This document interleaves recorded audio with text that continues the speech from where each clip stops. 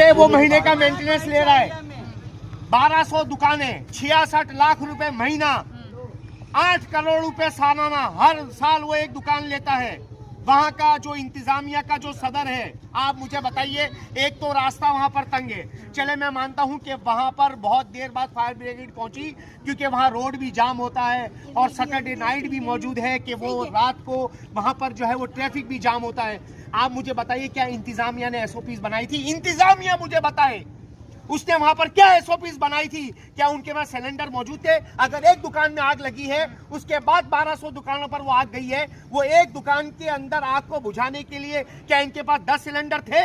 अभी इन्होंने ऐलान कर दिया कि 3 दिन के अंदर जो है वो सारे इस तरह की सेफ्टी चीजें रखे, तो ये पहले नहीं रख सकते थे?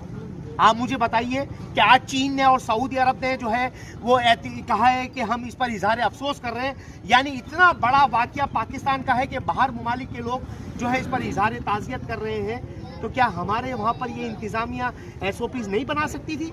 इसका बाप का मुजरिम इंतजामिया है, इंतजामिया है। मैं सिंध गवर्नमेंट को इस बारे में अभी फिलहाल कुछ नहीं कहता हूँ, बेशक पेश की माजरत के साथ। वो जो मार्केट के पैसे लेते थे, सबसे पहला उनका हक बनता था, अब इसके बाप को ला कर दे। बहुत से लोगों ने तो बच्चों को हाथ में लेकर करोड़ करोड़ का चेक दे दिया। हम तो कहते हैं वो चेक बाद में आएंगे, पहले इसके बाप को तो ढूंढ कर लाओ।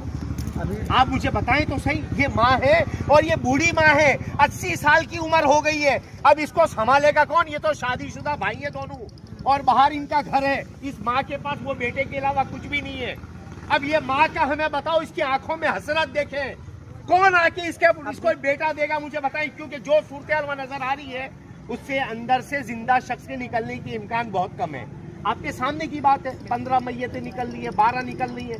अब इनकी एक थोड़ी सी उम्मीद थी कि शायद कुछ ऐसा हिस्सा इनके ऊपर गिरा हो कि उन्होंने उसको ढाल दे दी हो, लेकिन अब अंदर से तो वो मैयतें निकल रही है जिनकी आज़ा भी कटे हुए हैं।